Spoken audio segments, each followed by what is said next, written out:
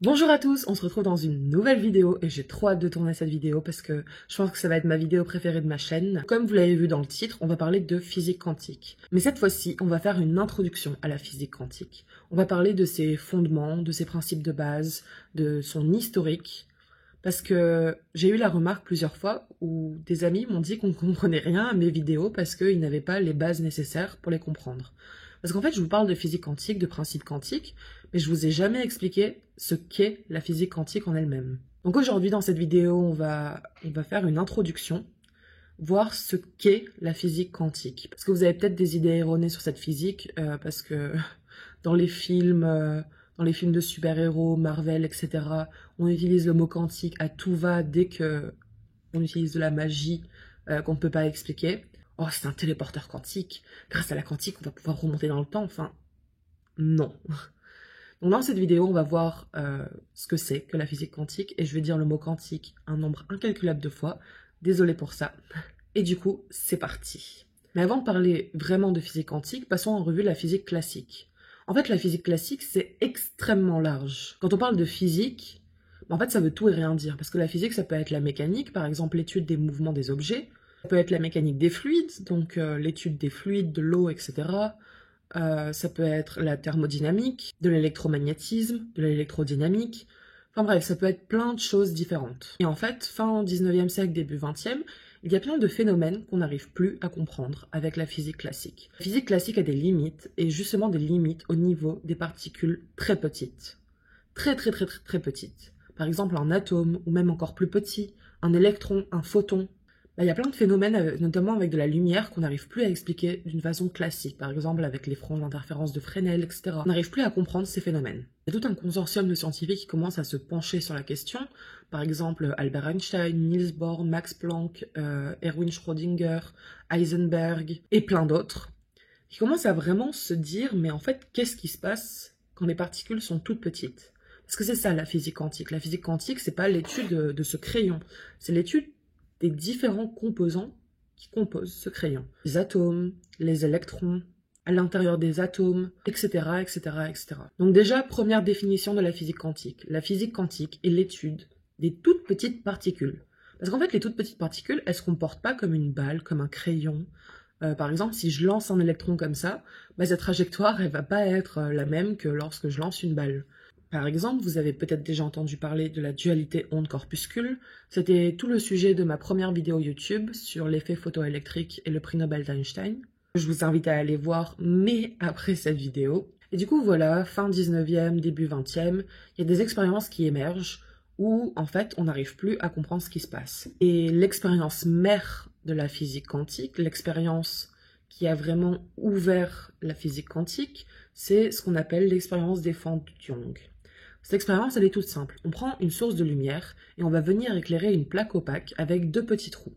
Et on va venir mesurer la lumière en sortie de ces deux petits trous. Young a mis en évidence l'aspect ondulatoire de la lumière, le fait que la lumière est une onde parce qu'on observait des franges d'interférence.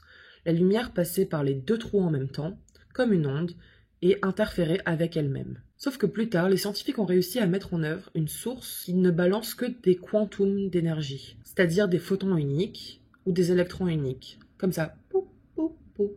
Au lieu d'un flux continu, on envoie un photon à la fois. Et techniquement, on envoie un photon à la fois, et le photon, il va choisir soit de passer par la fente du haut, soit par la fente du bas. Il ne va pas passer par les deux fentes en même temps. Et pourtant, c'est ce qu'on observe. Le photon passe en effet par les deux fentes à la fois et se comporte encore une fois comme une onde. Et du coup, les scientifiques disent que la fonction d'onde, donc la fonction qui décrit l'état de notre particule, est une superposition cohérente de « je suis passé par la fente du haut » plus « je suis passé par la fente du bas ». Les deux en même temps. C'est ce photon, qui est une superposition d'états cohérents, qui va venir interférer avec lui-même et créer cette figure d'interférence. Et il y a certains scientifiques qui n'étaient pas convaincus de cette explication, que le photon passe par les deux trous à la fois. Et du coup, ils ont décidé de faire une mesure. Au moment où les photons approchent de la plaque opaque, ils ont décidé de mesurer le photon ou l'électron et de voir par quel trou exactement il passait. Et là, surprise, la figure d'interférence a disparu. On n'a plus que deux bandes qui décrivent soit le photon est passé par la fente du haut, soit le photon est passé par la fente du bas. Là, il y a plein de questions qui se posent, qui se disent, mais en fait, quand on mesure notre particule, eh bien, elle ne se comporte plus comme une onde, elle ne se comporte plus comme une superposition d'états cohérents. En fait, c'est toute la théorie de la mesure qui est encore un débat à l'heure actuelle, qui dit que lorsqu'on mesure une particule subatomique, en fait, on va détruire, on va faire s'effondrer la fonction d'onde, et au lieu d'être une somme de différents états à la fois, une superposition cohérente d'états, eh ben, la particule va choisir un état bien spécifique, et va rester dans cet état pour toujours. Et dans le cas de l'expérience des fondions, donc une fois qu'on mesure notre particule, eh bien, elle va choisir soit je passe par la fente du haut, soit je passe par la fente du bas, et rester dans cet état. Donc il y a déjà tout ce phénomène en physique quantique qui est très bizarre pour des gens qui ne sont pas initiés. En fait, les particules quantiques, leur état va dépendre de la mesure qu'on fait. Si on ne les mesure pas, si on détourne la tête, on va voir l'interférence des fondions comme pour de la lumière classique. Donc les particules sont des ondes. Et lorsqu'on mesure cette onde, eh bien elle va se comporter comme une particule. Du coup là c'est passionnant, c'est vraiment ça la physique quantique, c'est qu'est-ce qui se passe au niveau subatomique, au niveau atomique, et en fait, si vous pensez avoir compris ce que je viens d'expliquer, c'est que vous n'avez pas compris. C'est comme ça qu'on m'a expliqué la physique quantique, c'est que si tu crois comprendre la physique quantique, c'est que tu n'as rien compris. Parce que c'est tellement out of the mind, c'est pas facilement appréhendable.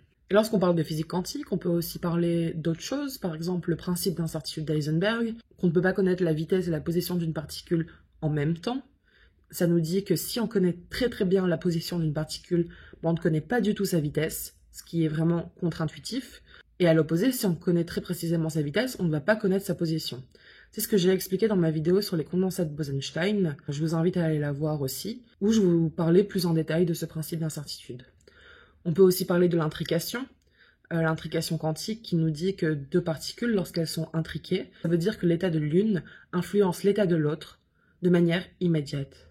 Deux particules intriquées ne sont plus deux particules, en fait, ce n'est plus qu'un système qu'il faut regarder dans son ensemble. Et lorsqu'on mesure l'état d'une des particules, on connaît immédiatement l'état de la deuxième. Ça a des applications par exemple sur la téléportation quantique, mais je vais dédier une vidéo entière à l'intrication et à la téléportation. Et voilà, on peut parler encore de plein de choses sur la physique quantique, c'est vraiment passionnant, c'est très très large. Comme je vous le disais, la physique classique, ça veut tout et rien dire parce que c'est tellement large. Mais la physique quantique, c'est pareil, on peut avoir de l'optique quantique, de l'électrodynamique quantique. Moi, c'est plutôt ce que je fais, de l'électrodynamique quantique. On peut avoir des atomes froids, on peut avoir la communication quantique, la cryptographie quantique, les ordinateurs quantiques, enfin bref, il y a vraiment plein de choses. Du coup, voilà, j'espère que cette vidéo sur l'introduction à la physique quantique vous a un peu plus éclairé et vous a aussi fait poser des questions. N'hésitez pas à me les poser en commentaire. Je me ferai une joie d'y répondre. Bon bah c'est tout, je vous fais des gros bisous et je vous dis à la prochaine.